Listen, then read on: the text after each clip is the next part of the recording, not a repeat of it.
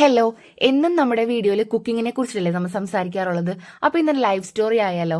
എന്റെ കല്യാണം ഉറപ്പിക്കുന്നത് 18 വയസ്സിലാണ്. 19 വയസ്സിൽ ഞങ്ങളുടെ കല്യാണം കഴിഞ്ഞു. അപ്പോൾ എന്റെ ലവ് മാരേജ് ആയിരുന്നു, ഒരു ചെറിയൊരു ലവ് മാരേജ് ആയിരുന്നു. ഒരുപാട് നാളത്തെ പ്രണയമൊന്നുമില്ല, ഒരു ചുരുങ്ങിയ കാലത്തെ ഒരു പ്രണയം. പക്ഷെ ഞങ്ങൾ വല്ലാണ്ട് അങ്ങോട്ട് അടുത്തുപോയി.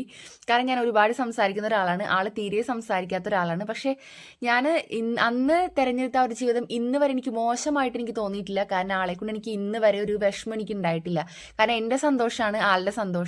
പക്ഷെ ആളുടെ വീട്ടുകാർ അങ്ങനെ ഇരുന്നില്ല. ഉമ്മ, വാപ്പ, പെങ്ങള് അവരൊക്കെ എന്നെ ഒരുപാട് ശാരീരികമായിട്ടും മാനസികമായിട്ടൊക്കെ എന്നെ ഒരുപാട് കഷ്ടപ്പെടുത്തിയിട്ടുള്ള ഒരാൾക്കാരാണ്.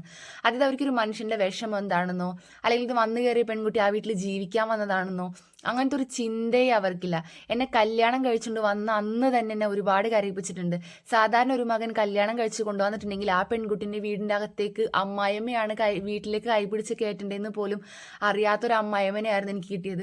അപ്പോൾ കല്യാണത്തിന് മുമ്പ് ഞാൻ എൻ്റെ ഉമ്മാനോടും എൻ്റെ ഇത്താത്തനോടൊക്കെ പറയുമായിരുന്നു, എനിക്ക് നല്ല സ്നേഹമുള്ള വീട്ടിൽ പോകണം, എനിക്ക് സന്തോഷം ഉണ്ടാവണം, അങ്ങനെയൊക്കെ പറയുമായിരുന്നു. പക്ഷേ അതൊക്കെ എൻ്റെ ആഗ്രഹം മാത്രമായിരുന്നു. പക്ഷേ യഥാർത്ഥ ജീവിതത്തിൽ അങ്ങനെയൊന്നും ആയിരുന്നില്ല. പക്ഷെ എനിക്കൊരു സ്നേഹം എന്താണെന്നോ, ഒരു മനുഷ്യത്വം എന്ന് പറയുന്നത് ഇല്ലാത്തൊരു കുടുംബത്താണ് ഞാൻ ചെന്ന് പെട്ടത്.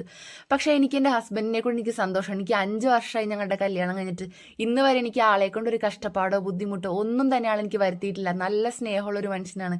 കാരണം അവരുടെ ഉമ്മാടെയോ വാപ്പാടെയോ പെങ്ങളുടെയോ യാതൊരുവിധ സ്വഭാവ ഗുണവും ആൾക്കില്ല. ആളൊരു പാവം മനുഷ്യനാണ്. കാരണം എൻ്റെ ആഗ്രഹമാണ് ആളുടെ ആഗ്രഹം. എൻ്റെ ഒരു ആഗ്രഹത്തിനും എൻ്റെ ഹസ്ബൻഡ് ഇന്നേ വരെ എതിര് നിന്നിട്ടില്ല.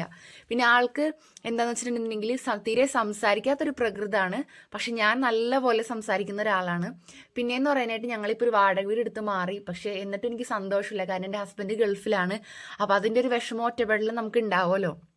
ഹസ്ബൻഡിൻ്റെ വീട്ടിൽ നിന്ന് നമ്മൾ ആ ഒരു പുലിമടയിൽ നിന്ന് മാറി താമസിച്ചെങ്കിലും നമ്മൾക്ക് ഹസ്ബൻഡ് കൂടിയില്ലാത്തതിൻ്റെ വിഷമം നമുക്ക് എന്തായാലും